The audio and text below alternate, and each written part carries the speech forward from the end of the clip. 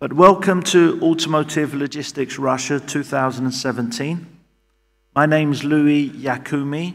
I'm the publisher of the Automotive Logistics Group, who are publishers of Automotive Logistics and Finished Vehicle Logistics magazines, and the organizers of the Automotive Global Conferences that are held in Mexico, China, UK, Brazil, Europe, India, the USA, and of course here in beautiful Moscow. Like you, Automotive Logistics Group has continued to invest and keep our presence here in Russia, despite some very tough times for the industry in recent years. So are we finally close to the end of this downturn? We certainly believe so. Not just because of business economics, but also things like the World Cup next year is bringing back positivity to Russia. And of course, it was the Confederation Cup last week. And you will see on your table some green cards. They are green, one side is green and the other side is red. And I want to use these to ask you a question, just to get you used to using these red and green cards, which we will have throughout the conference. And also to make sure you are still a little bit awake.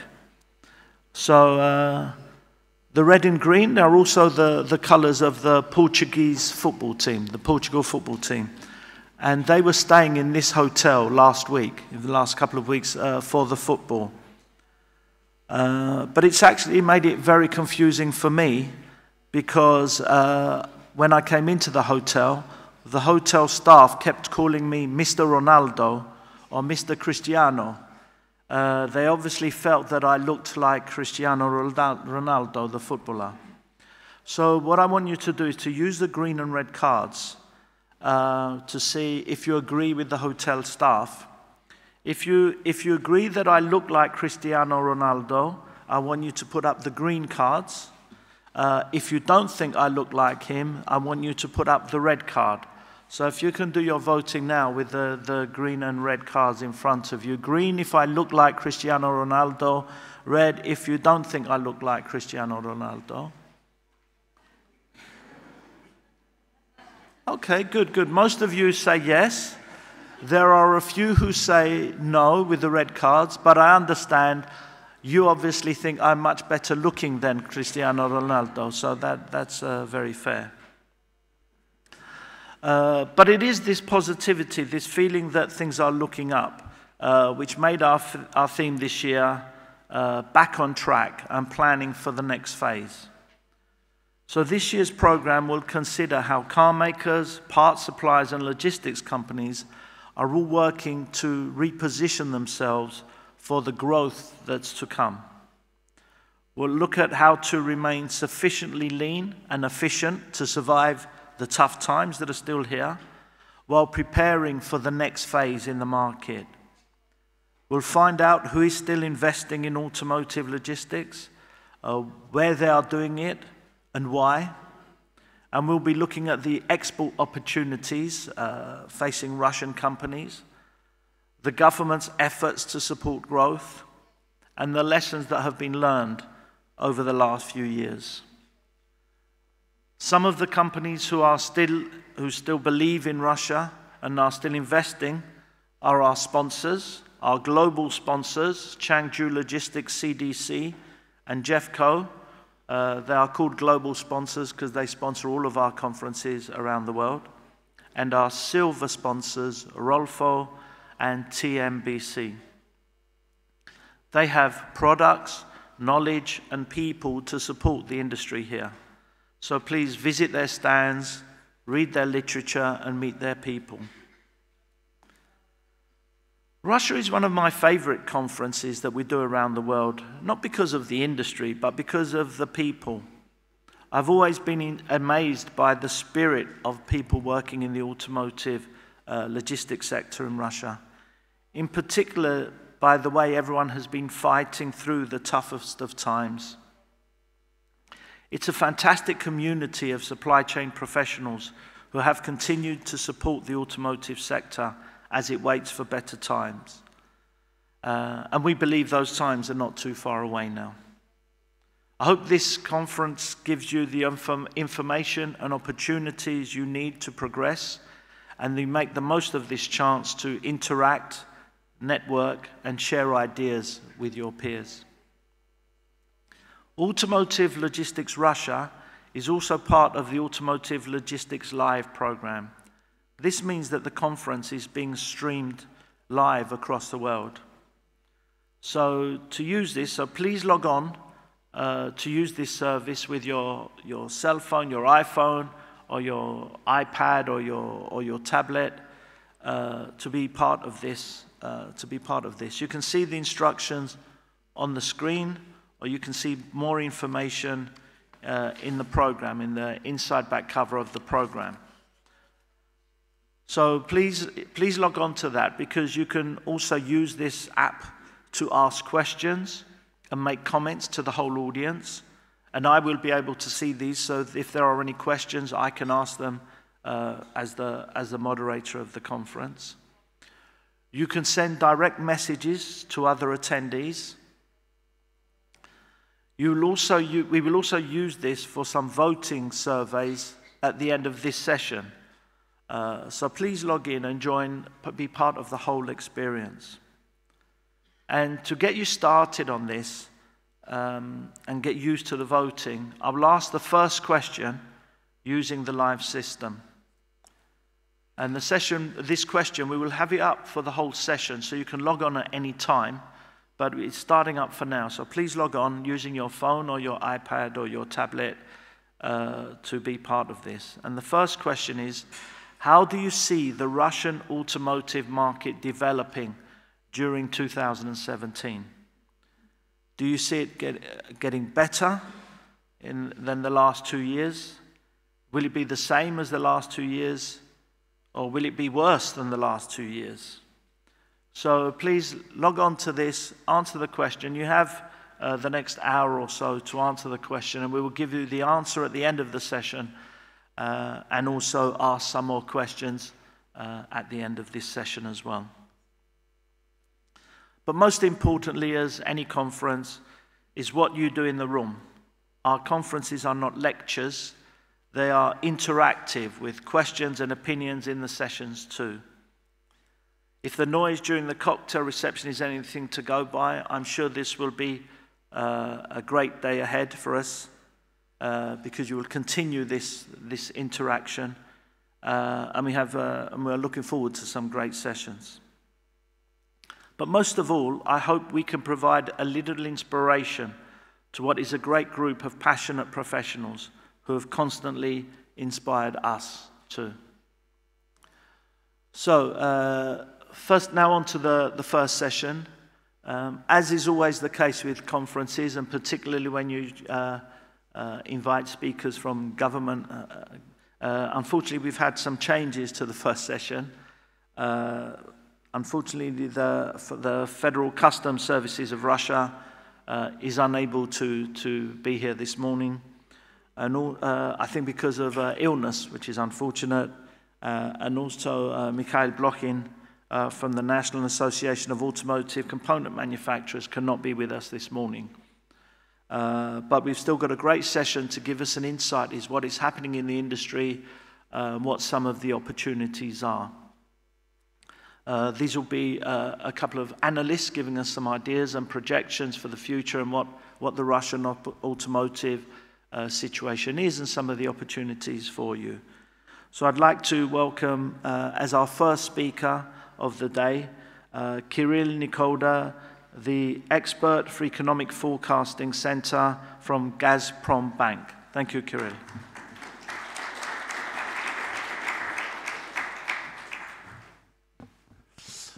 Добрый день, коллеги. Наверное, иногда необычно, что приходят. Sometimes it is a little bit strange to me that people come from bank with this, but for a short while I used to work in vehicle logistics or transportation. Maybe that's why I'm dealing with analytics of automotive logistics in Gazprombank, and we are working with internal needs, investment risks, departments. And on the whole, we look at the industries that may be of interest to us. Automotive is one of them. Continuing the analytical topic, my presentation will be dedicated to our vision mainly and our expectations, as well as the trends that we've noticed at the automotive market. And to our opinion, they may define the concomitant sectors, logistics, service, selling of spare parts, etc. Can you see these diagrams? Well, so these are the first signs. Yes, we'll read the news. We'll see that more or less the most difficult year was 2016. You see the decrease in percentage of volumes of sales and production, and we see that the drop down was huge. In terms of sales, it was even worse than 2009. But starting from the second half of 2016, production gradually started slowing this drop down in the beginning of this year. And the result of the first 5 months, the operative data say that we have around 20% growth. It is clear that the sales go with some time lag. Hence, most probably, either there are some positive signs or we'll see them in the near future. I mean, in particular, that carriers. Certainly, the capacity of huge automotive producers remain underused, but some good brands work with good ratio from 70% and higher, and they have plans to increase the volume of production for this year, which they declare. So as we see, we have some positive, and this positive is accelerating. In the beginning of this year and in the winter time, it was more or less good, but by spring, we see that the market is growing faster.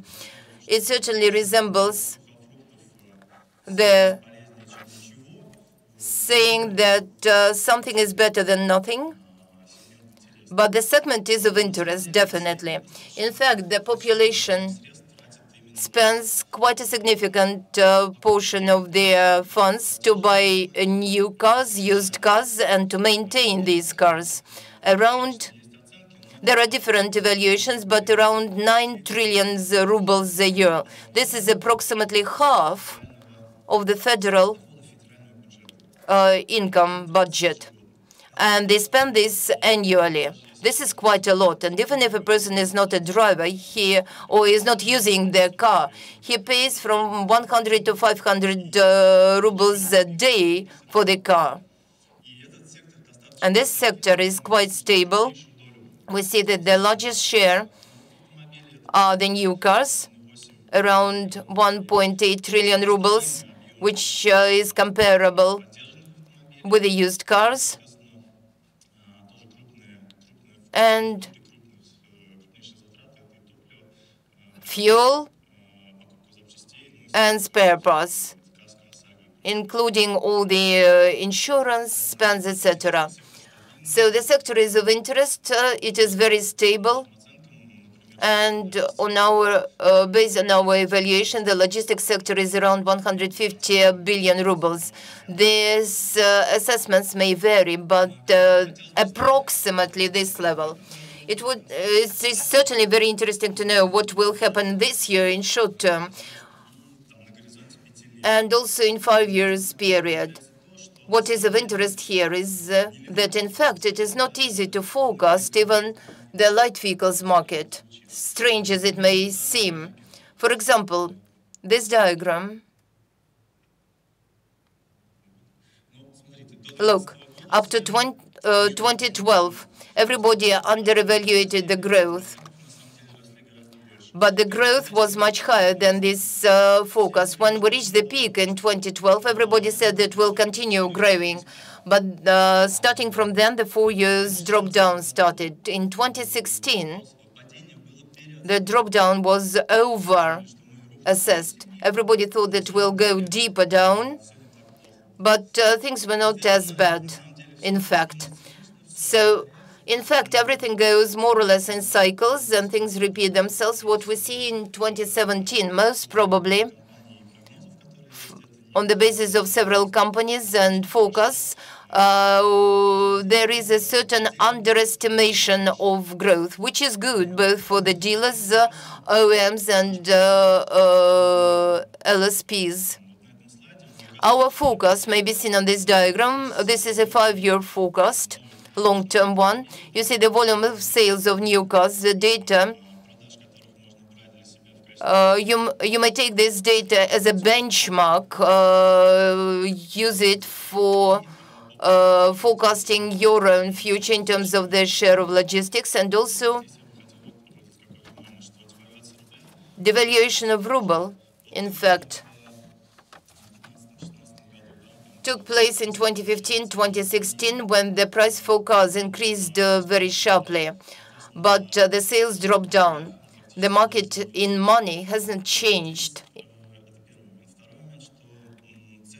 Second, the prices for new cars have slowed down to target levels of inflation around 40%.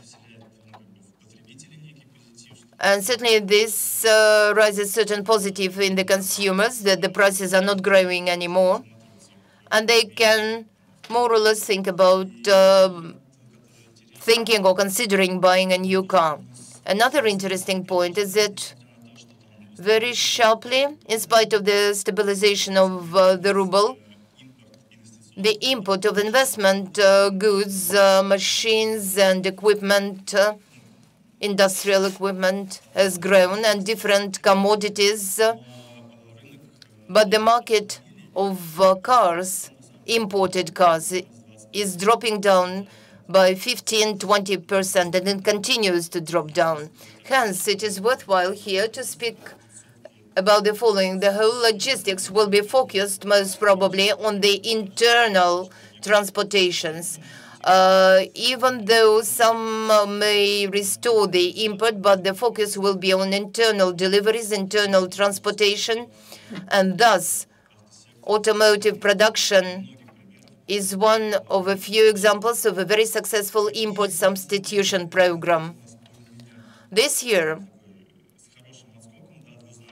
has a more or less good index, around 13% growth, and the slowing down of the price growth by 4%. For long term, the assessment is more conservative, 1.8 by 2021, and very gradual growth of prices for new cars.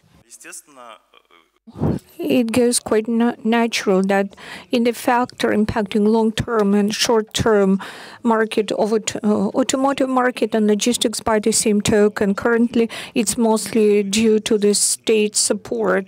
We compared it from 3 years back from now on the volumes of state support, which has been gearing towards enhancing and storing up the demand of households did not change drastically in money terms, but industrial subsidies for automotive concerns were cut. But the programs of incentive landing for car buyers is still there, and it was sort of retrofitted. It's more targeted now. Apart from that, innovative this year is the shifting of the vector of state support towards commercial vehicles. Maybe Kirill should look more attentively here, because the volumes of state support for leasing doubled vis-a-vis the previous year, and there is the general earmark program of storing up the demand for vehicles. Also, it encompasses not just passenger transportations, but also the vehicles, commercial vehicles. This is the program for 2017. Long-term perspective, and most likelihood, the volumes of state support will be slumping and will be gearing towards giving a helping hand to automotive component manufacturers and export-oriented companies. As to lending implications, this is important from the standpoint of household consumption patterns and activity of the households in this market and the replacement of the old car by the new one. By the end of the previous year, there was adverse trend. We hit the bottom. The loan portfolio was about 600,000 loans, 600 billion ruble worth. But coming up closer to mid-year, the portfolio has been hiking, and this red line shows the number of sales of cars, loans. That is consumer lending, notwithstanding the fact that the general portfolio was slumping when households were reluctant to get the loans and tried to redeem them earlier. But 40-45% of all the loan portfolio is those consumer loans. That is car loans. Actually, that was the input of the state support. And on top of that, the CBR has been scaling down the key rate, which makes car loans more affordable.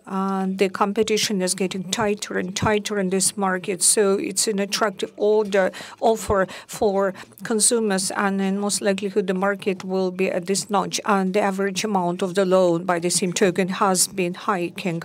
Though the situation is on the rebound, now, of course, consumers are very tentative. Banks are only looking at quality borrowers. But on the whole, the situation has been improving.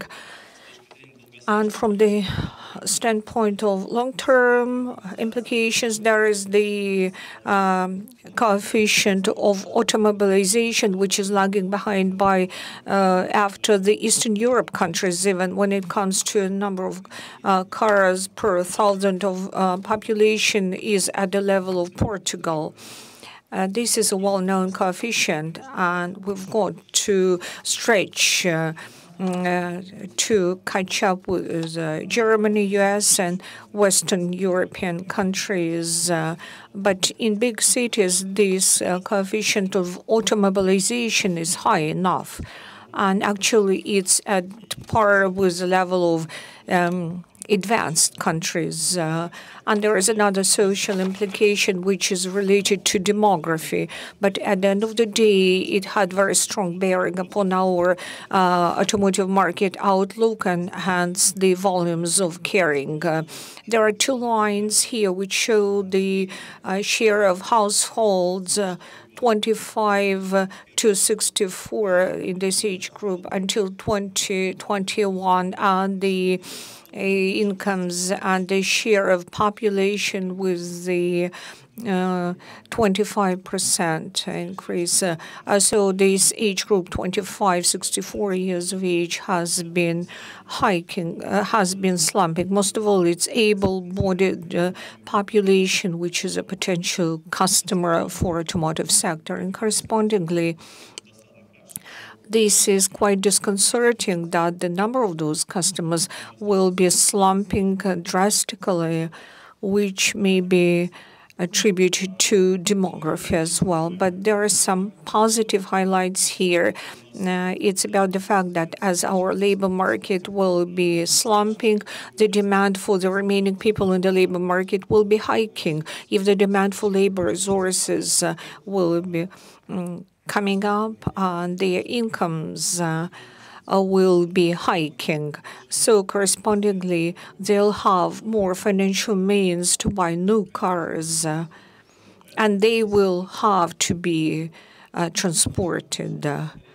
So it's more like a win-win situation because people are apt to save amid the credit crunch. But with time, when the confidence towards the system has been growing, and the trust and confidence towards the authorities, and from the standpoint of long-term planning, most likely those people will start spending more than they are now. So this is a good factor for us altogether. Apart from automotive manufacturers, which hiked the volumes of automobile production by 20%.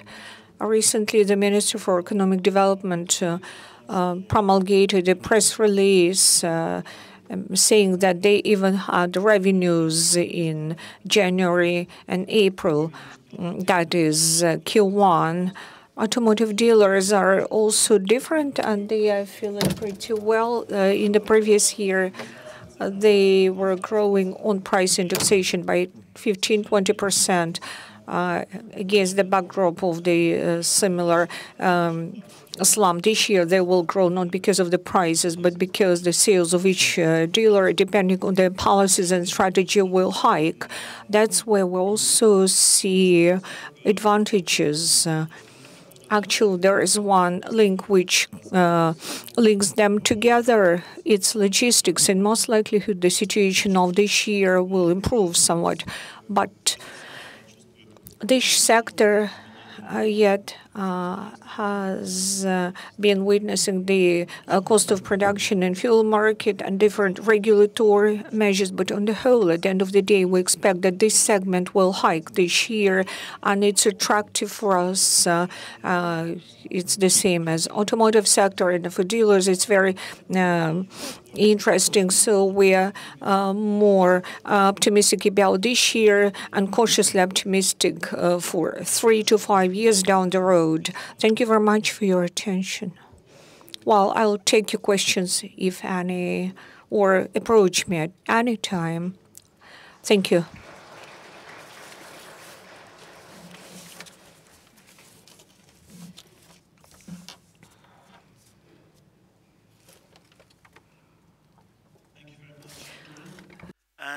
And I was pleased to see some positive signs for the automotive and for the logistics industry here in Russia. Let's hope that's something that continues during the conference, and obviously, more importantly, in reality. Excuse me. Just a reminder that to vote using the app, using your mobile phones or your tablets. Again, you can see the instructions up there, or you can see them on the inside back cover of the printed magazine. And of course, the first question that we've asked you is about your thoughts on how the automotive industry is developing. Is it better than it has been? Is it the same? Or is our expectation for it to be worse? So don't forget to give us your opinion on those. Next up to hear some of the, another potential opportunity for the automotive industry in Russia is on the export side. So to hear some more forecasts and also to see the opportunities for that, I'd like to welcome to the podium Tatiana Hristova, the manager for Central and Eastern Europe, Middle East, Africa, and Europe, light vehicle sales for IHS Markit. Thank you.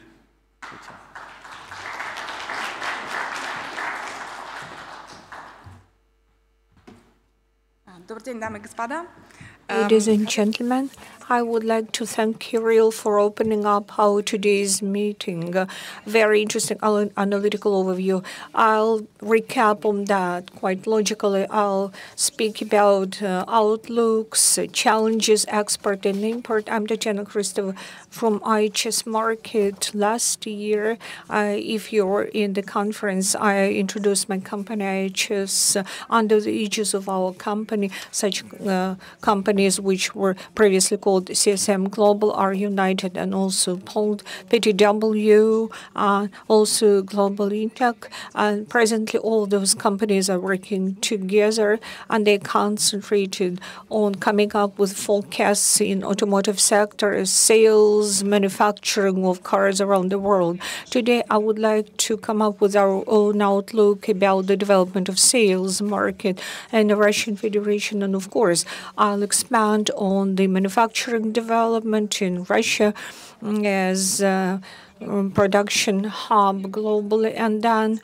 I'll give you food for thoughts and discussions about global logistics involvement and what's the place of Russia in this global logistic, if any.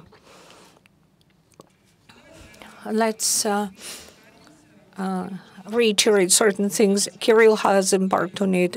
The recent 4 years were quite challenging because there was no way of knowing how long the market would be slumping and slumping, when we're going to hit the bottom and to be on the rebound. We're talking about passenger cars and light commercial vehicles up to 6 tons. Those figures will not coincide with what Kirill was showing because he was talking about passenger cars mostly. Here for this year, our outlook is positive dynamics. The growth will be about 10%, give or take, and about 6 million for cars below 6 ton. The challenges for companies which worked here and invested into Russia are about the fact that in the business plans they put together at the very outset, 2008, 2012, or whenever those figures were 3 million of sold cars. Back then, 3 million were almost achievable. There were forecasts more ambitious, like 5 or 6 million long-term perspective. Now, currently, we don't see such figures as achievable. 3 million, we expect that will happen at least before 2028. So there is a very big gap and disparity between the current situation in the market and what will happen rather in the distant future, more than 10 years down the road. It's about the fact how we should persuade investors to keep on working with Russia, because some investors were pulling out of Russia or freezing the projects, didn't finalize them. What's to be done? For those who were in the conference last year, you'll be able to compare our current forecast versus the previous year's outlook. This notch of 3 million is shifted into a more distant future, like a couple years down the road. Our expectations about Russian market were somewhat curtailed. I'll explain why.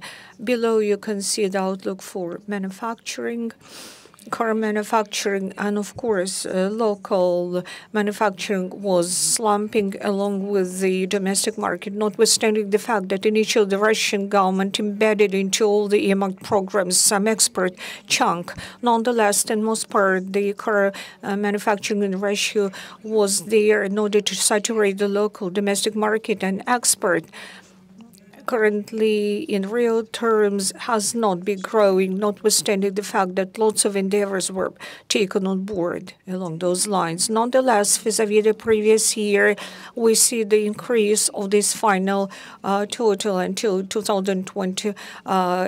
The growth will be at 7 million.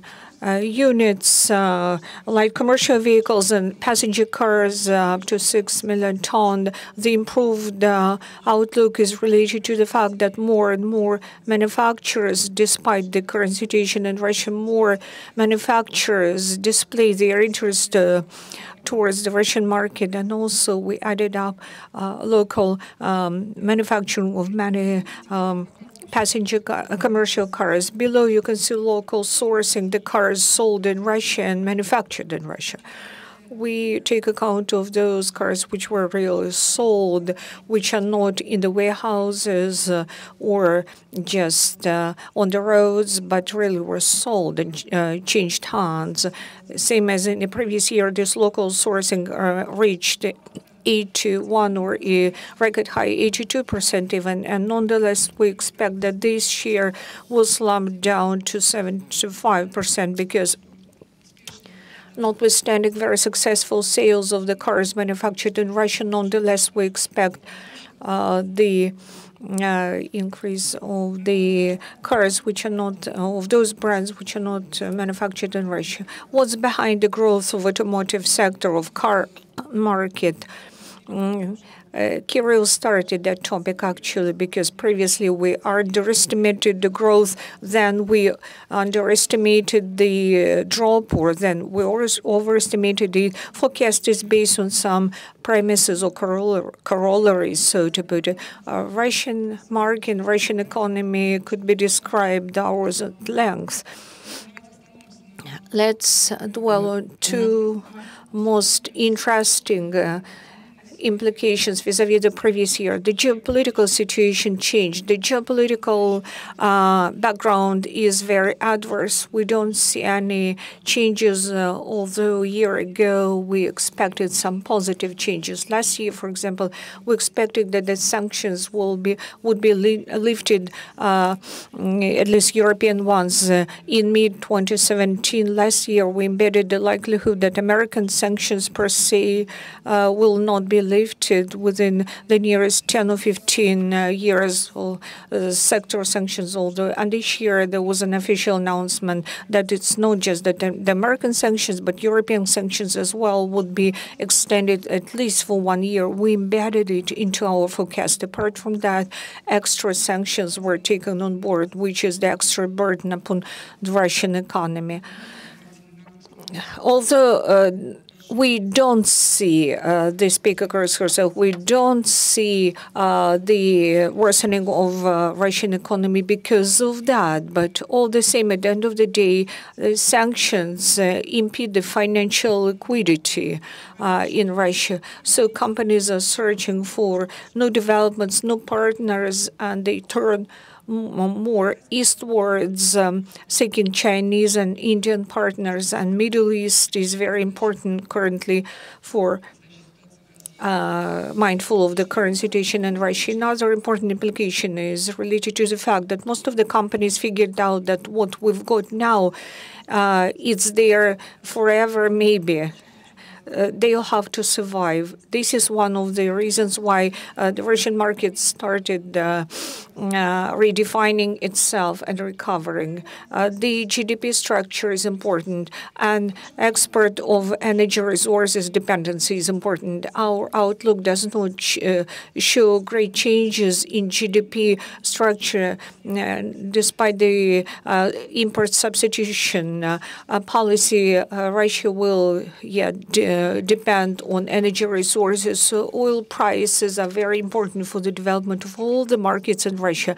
Vis-a-vis the previous year, we worsened our outlook for would-be oil prices. I show two figures, $80 per barrel and $100 per barrel. $80 per barrel was described as the critical level. It's not altogether so, but I'm showing this figure. $100 per barrel is the figure whereby the markets in Russia had been past the great upswing, because this was the market of car sales. $80 per barrel we expected only in 2021 as to $100 per barrel, not before 2026. I'm talking about par value prices, mindful of just ruble-dollar exchange rate changes. The oil price would be $80 per barrel after 2021, and there will be no growth after that. Russia will have to adjust towards, if not current oil prices, but for future oil prices, at least $80, no more than that. Let's carry on with global processes in automotive. These diagrams show the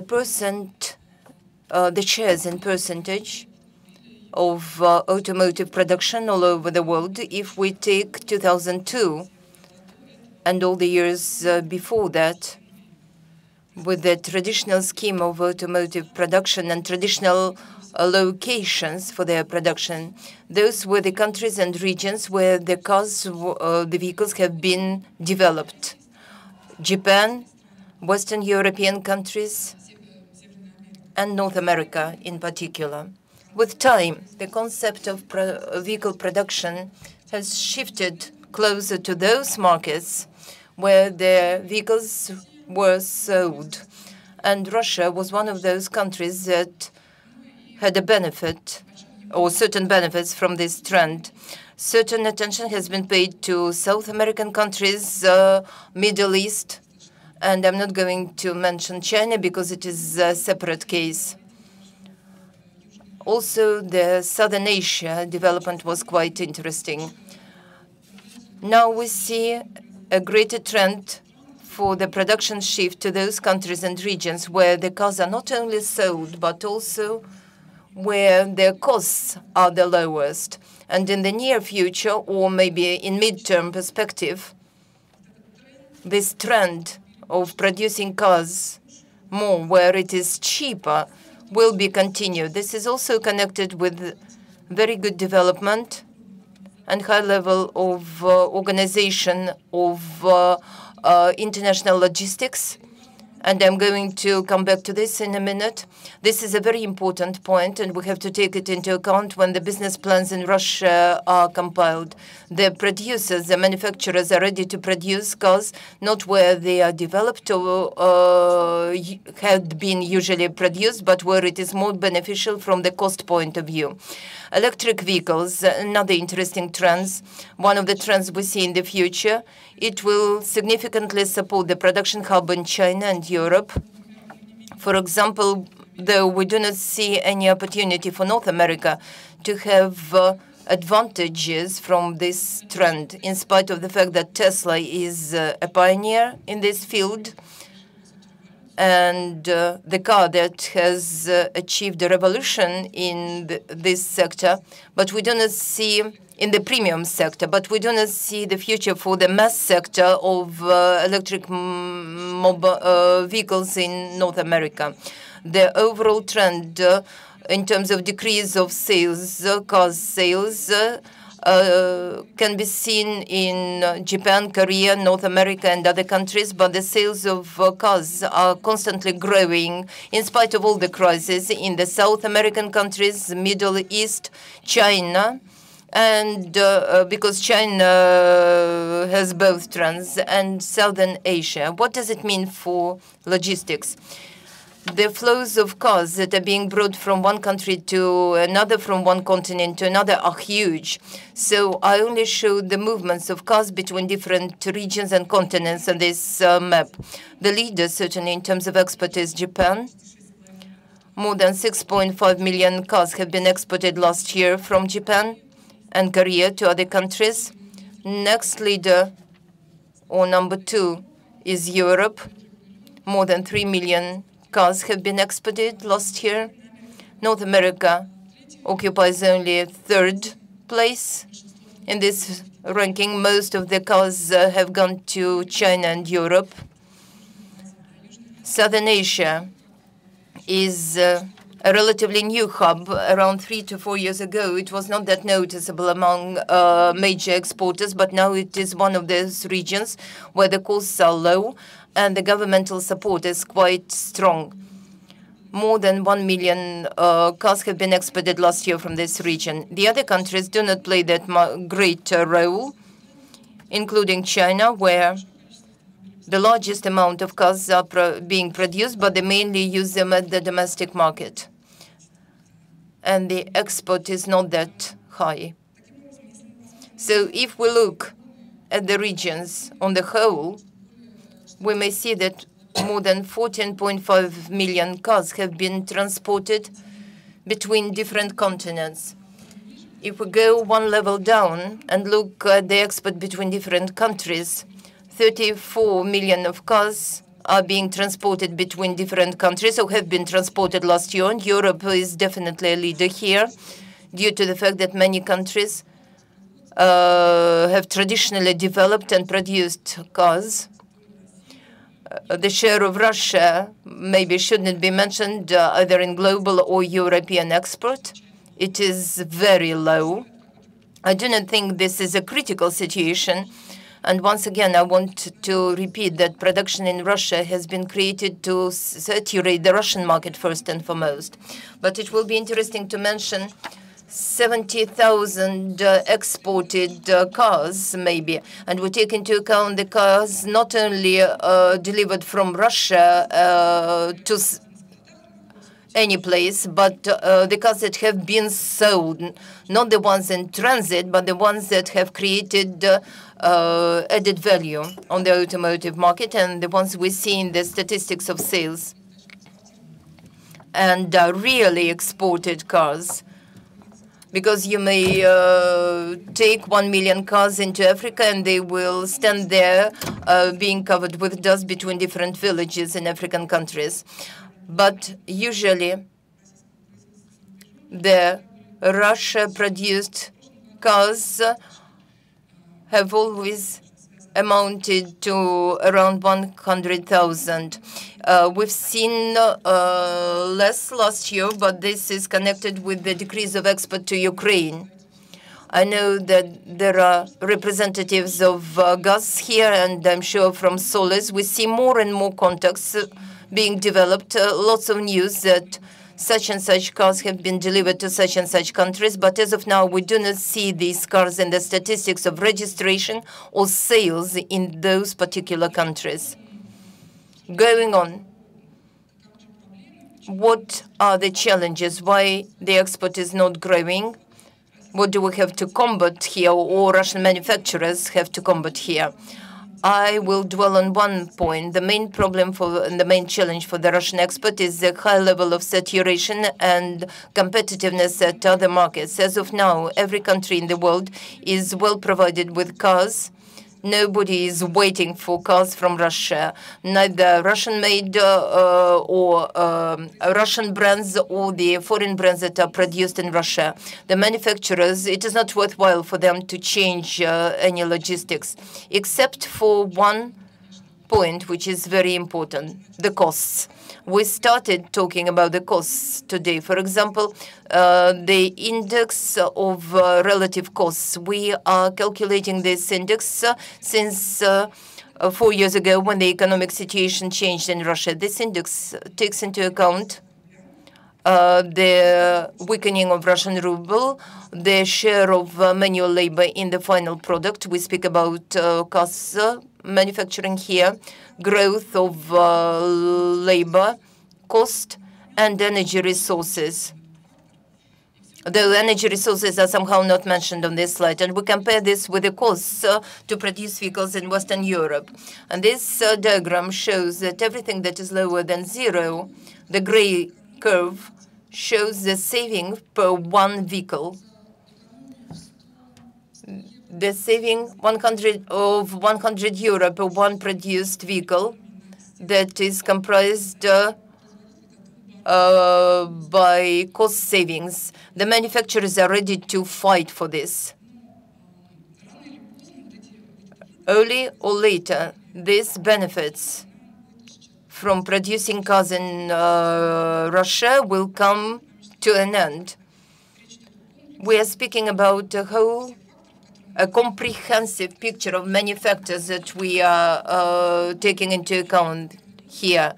2020, at the latest 2021, we expect that this effect will be depleted. There will be no more benefits to produce cars in Russia from the cost point of view. The main idea here is that we have to deal with exports now and actively invest into this. We do not see any benefits in the future, at least from the point of view of the cost. But there are other factors that OEMs take into account more and more. These are risk factors which we have started considering relatively recently. Why so? Because there was no need to do this earlier. The risks were so stable. There were countries that developed quite positively, countries with more or less calm situation, but now the situation is changing.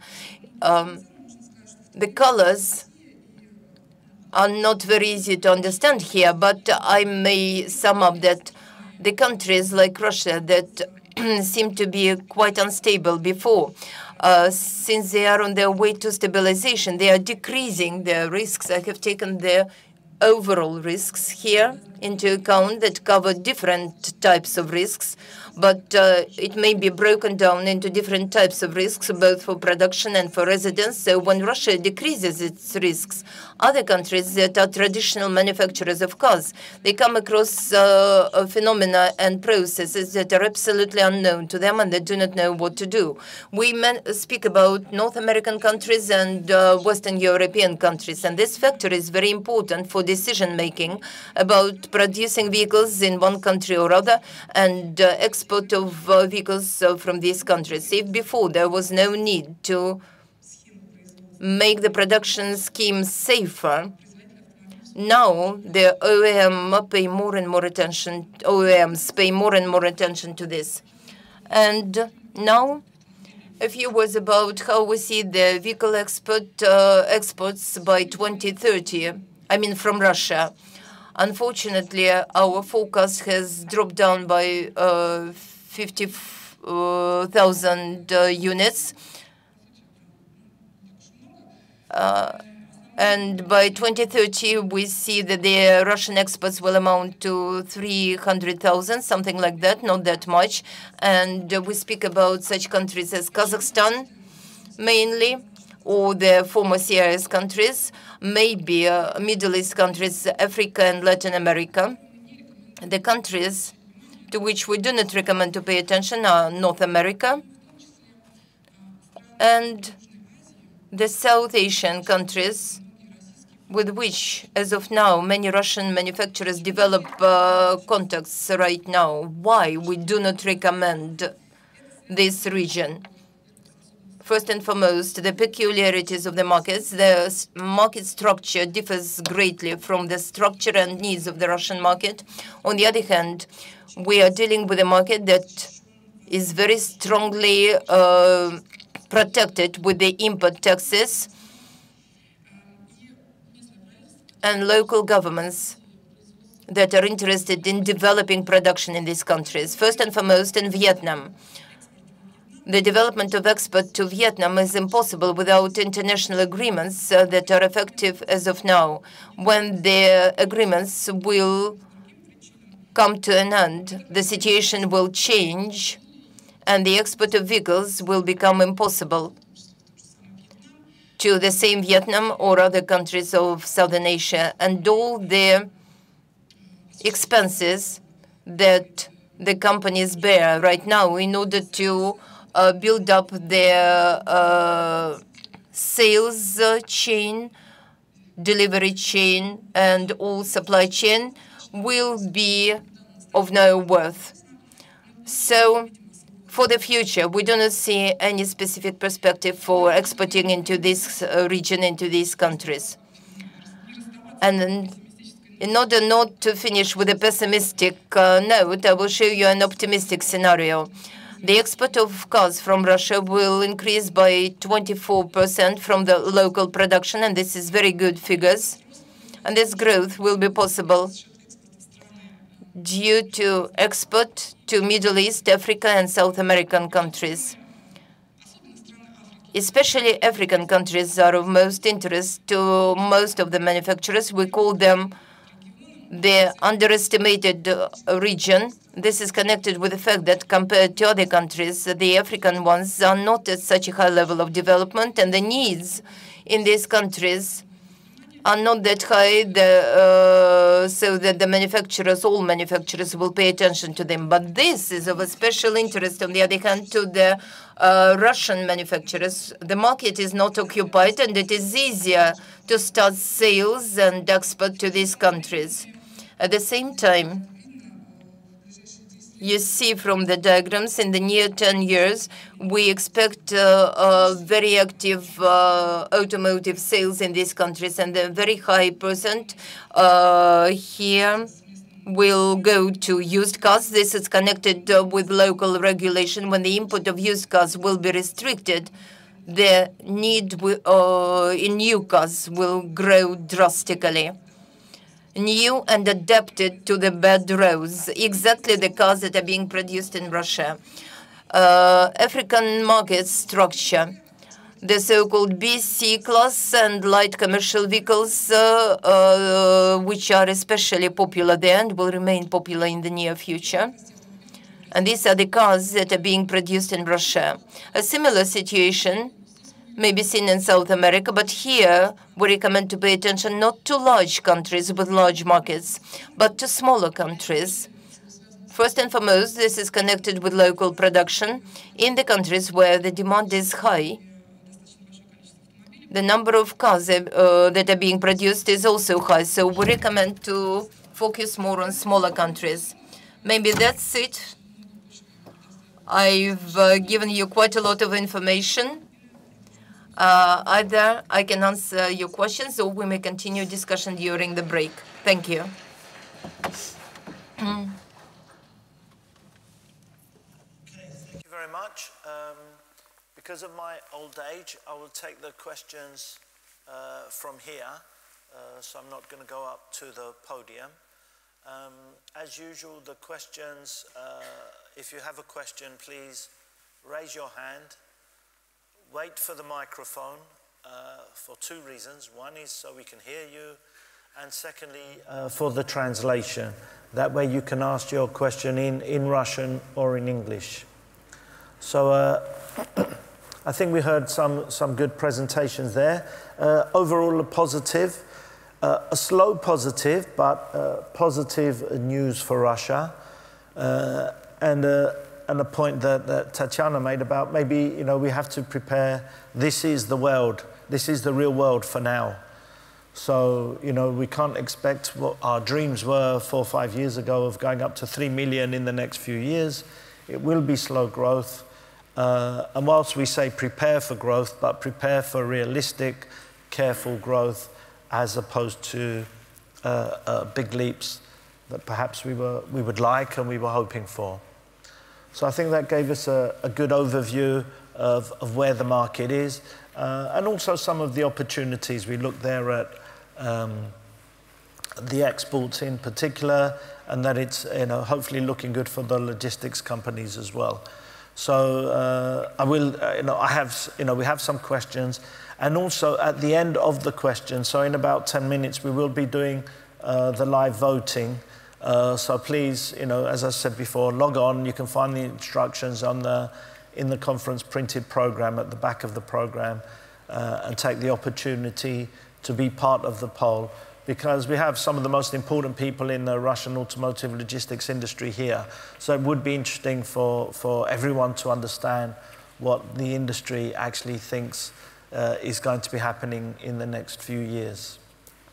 I think I will ask the first question, if you don't mind. And the first question is really about the World Cup and the impact of the World Cup.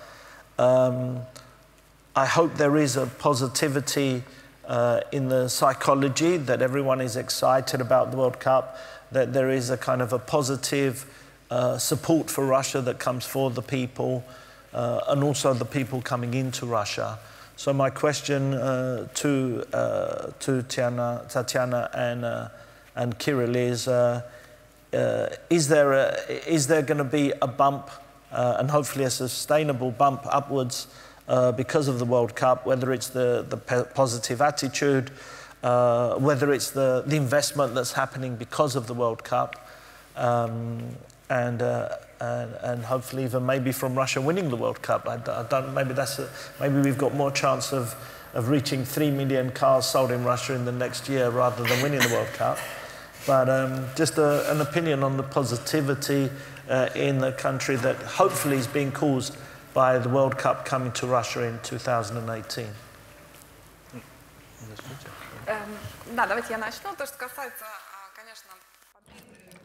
As regards the victory in the World Championship, let's not be deluded, and I'll abstain from forecasts on this topic. That's actually very challenging. As to economic implications, you are quite right.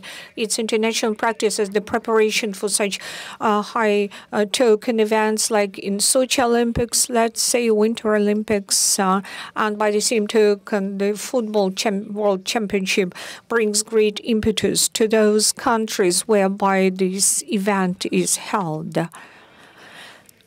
In Russia, there is some specificity, and Kirill will correct me if I'm wrong. Russian specificity is about the fact that the size of economy is incomparable to traditional countries, with some exclusions, are incomparable to those countries whereby previously those sports events were held.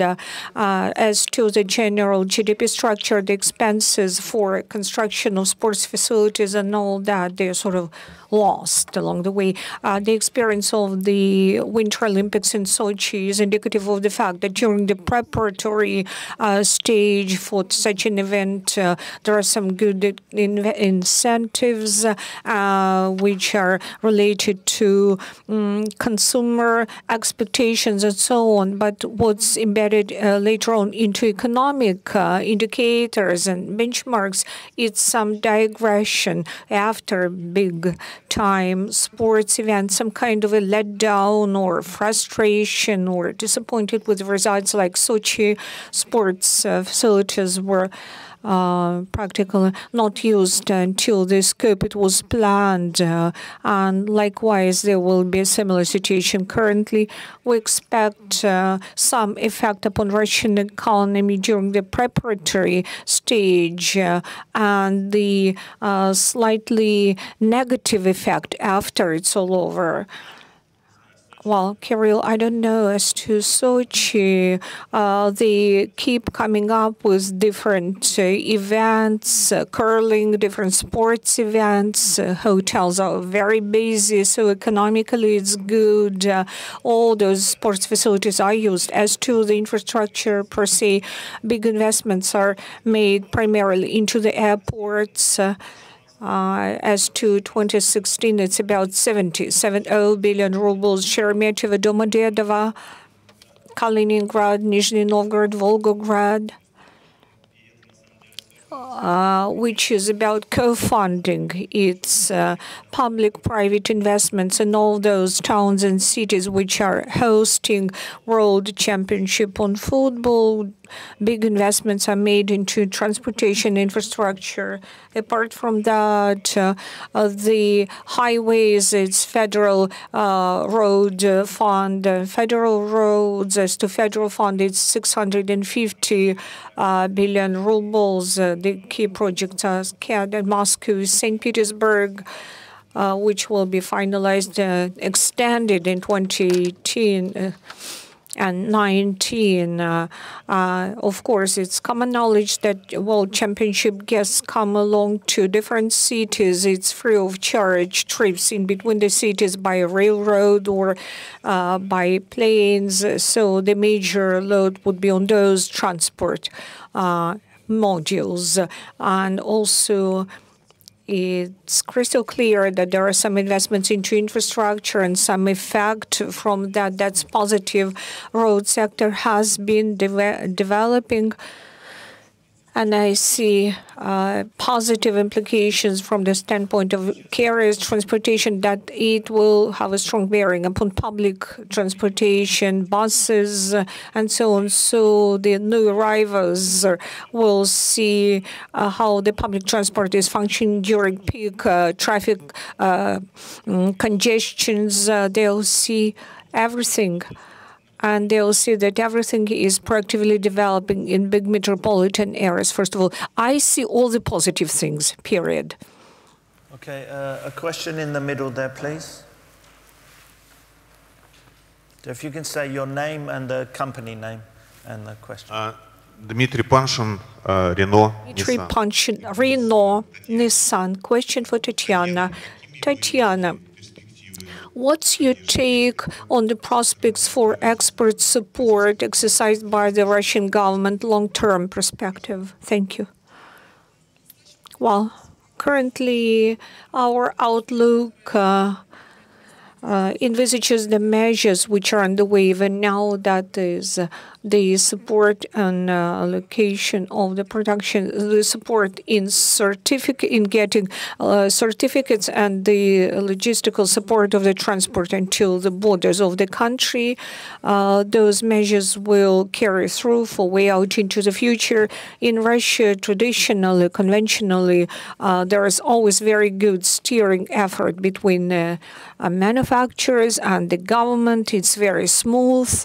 But apart from those two measures, actually it's one measure, we did not embed into our outlook any other measures of support. And if they are there, if they are around in future, then export per se will grow even above our expectations. But currently, as to the extra measures of support, that is reducing taxes or something like that, we do not embed this into our outlook. Any more questions? Yes. Okay, quiet audience today. Oh, sorry, I didn't say this.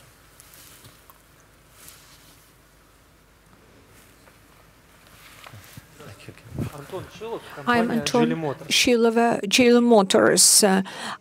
Colleagues, I have a question. How can you account for the drastic difference between the sales of passenger cars and the registration of those passenger cars? There is something wrong with this. Let me start answering this. I don't see any problem with that. This is the situation which evolved mindful of the fact that the devaluation here happened before it happened in Kazakhstan and other parts.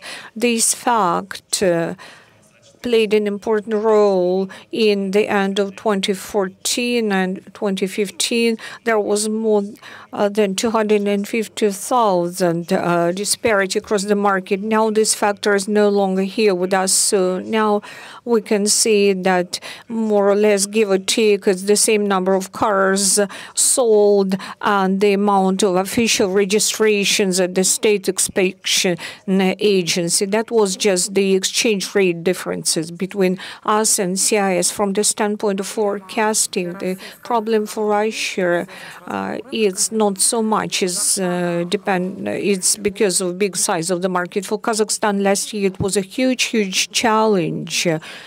So the situation was just the reverse for Kazakhstan. But as Kirill mentioned, that was the situation of 1 year, which happened on a single account. Now the situation has settled down, although there are some divergences here. But in global practice, there are some cases when this stable divergence or disparity between the sales and official registrations at the car inspection agency evolves every now and then because it's related to the peculiarities of the car sales or registration first on the name of the dealer, then for the end consumer. For Russia, this situation is not so bad altogether. We don't see it's no big deal, really.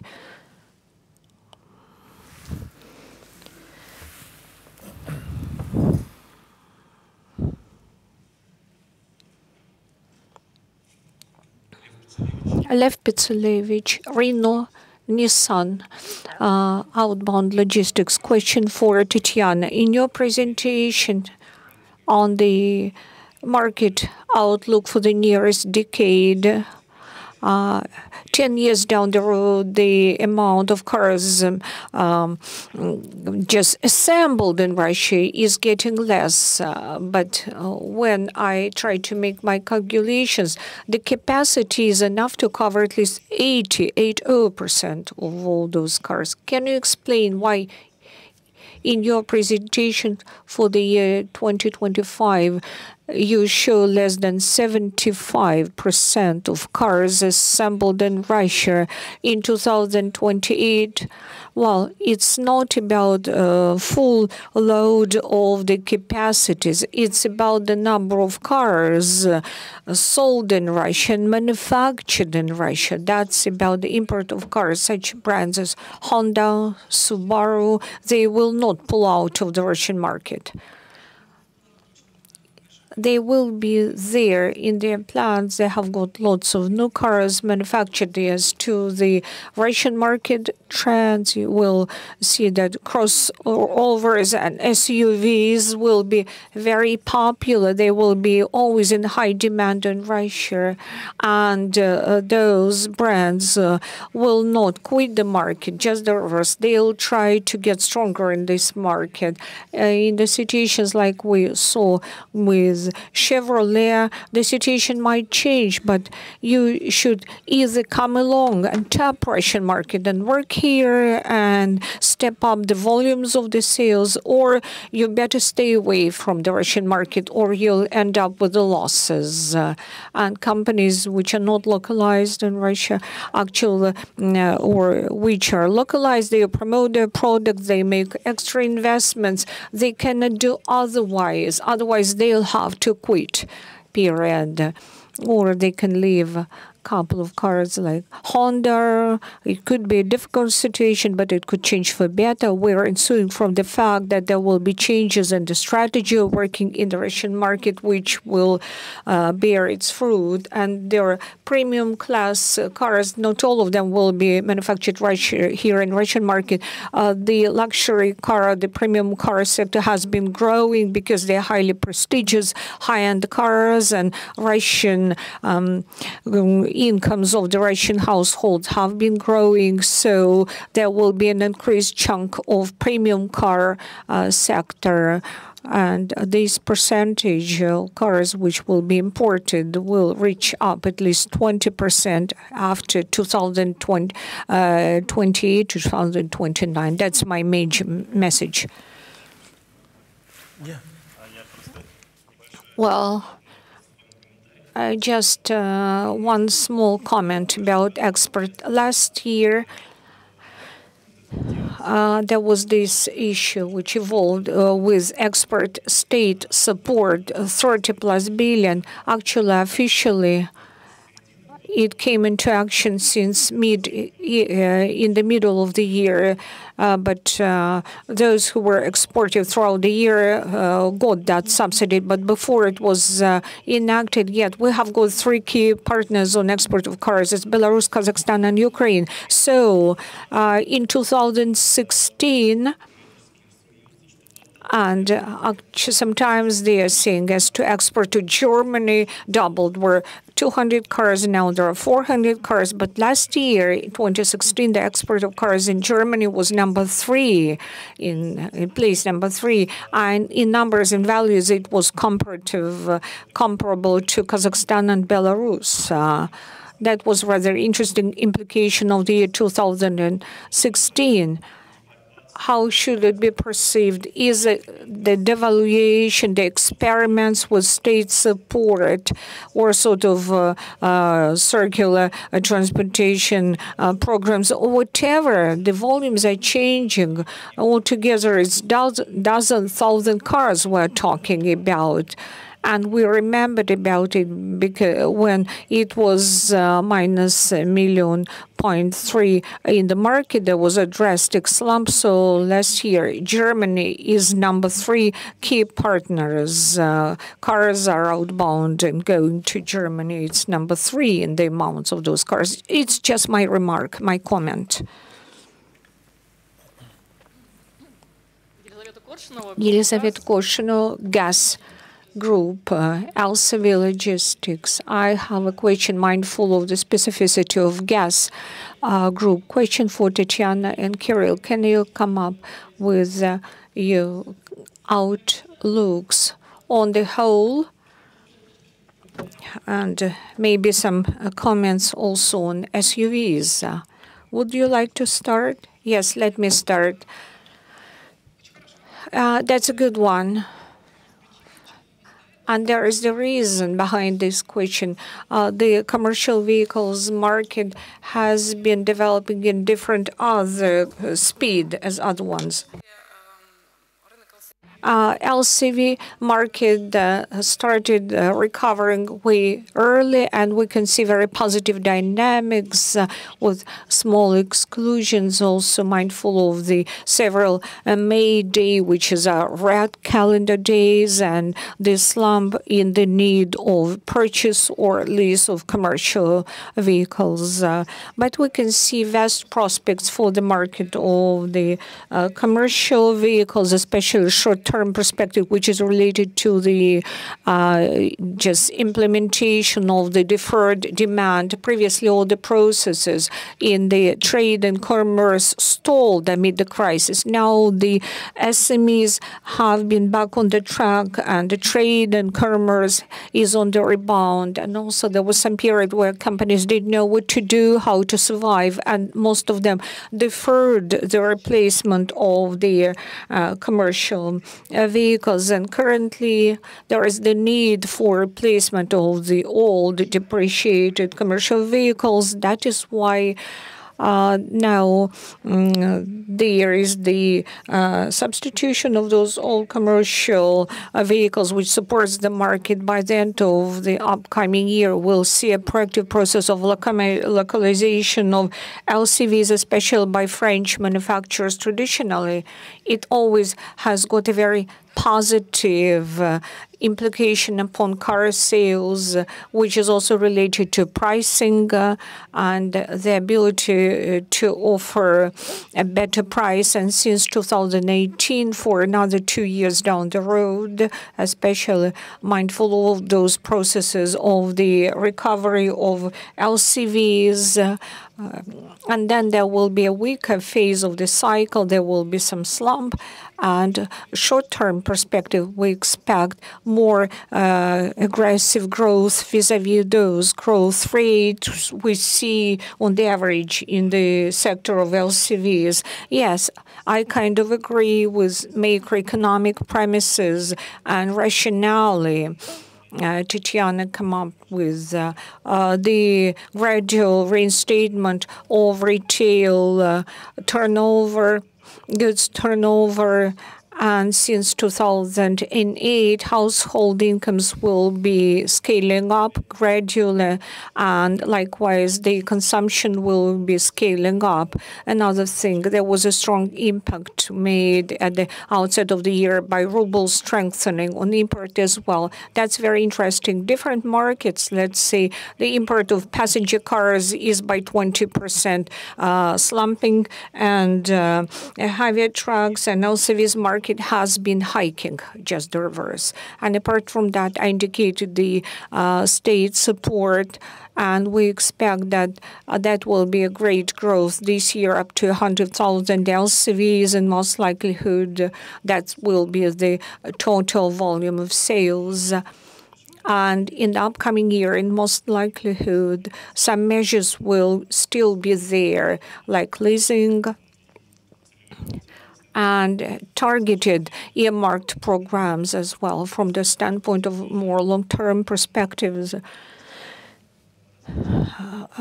Gradually, the cities have been developing, and the inner logistics have been streamlining. That will require just updating of the vehicle part, at least 50% out of 6 million. 50% are the vehicles which have been in use for more than 15 years. Even mindful of the shift in this renewal, all the same, we'll need doing more procurements and purchasing, and something else may come into play. Mostly it's about heavy trucks, but LCVs by the same token, maybe more long-term perspective, there will be much sterner environmental requirements about Euro 2 and Euro 3. Cars will have to digress from that. That will have a strong bearing upon LCVs market as well. We don't have any more time for more questions, so sorry about that. We're just going to go very quickly to the voting survey. So again, if you can log in using the instructions are on the back of the magazine. So firstly, we're going to look at the first question. So how do you see the Russian automotive market developing during 2017? Is it going to be better than the last 2 years, the same as the last 2 years, or worse than the last 2 years? So I think you still have another 10 seconds if you want to vote.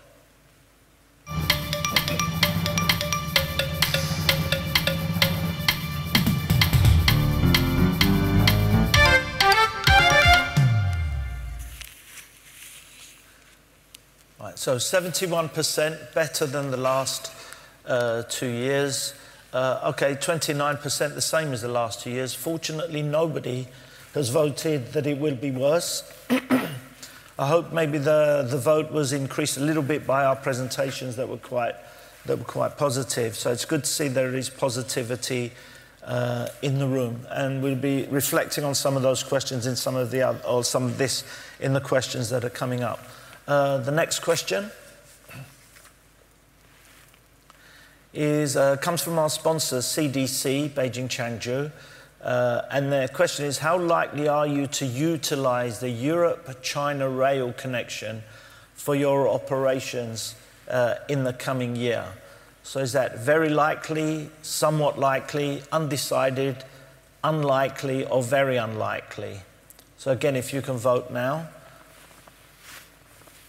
So that's counting on the development of the Silk Road from Europe to China.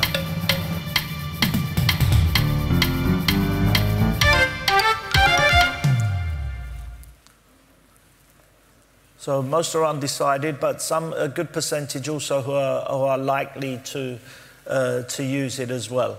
So hopefully this link, the Silk Road, will be a positive impact for Russia as well. The next question is looking at how you've changed your business. So how have you changed your business in the last 12 months? Have you prepared for tougher times? Are you looking for new opportunities in new sectors, or are you developing new opportunities in other regions? So again, if you can vote now.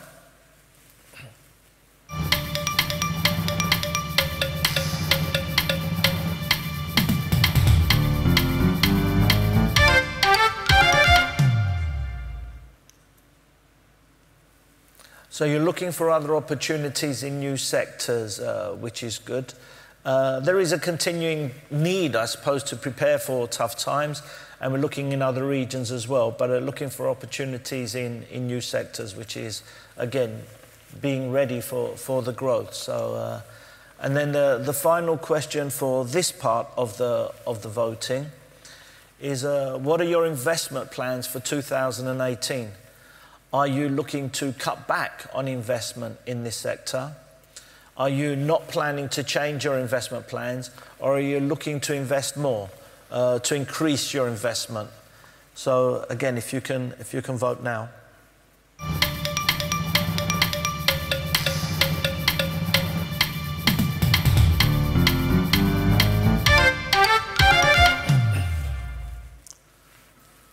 So a split vote there about not looking to change the investment plans, and the other half is planning to increase investment.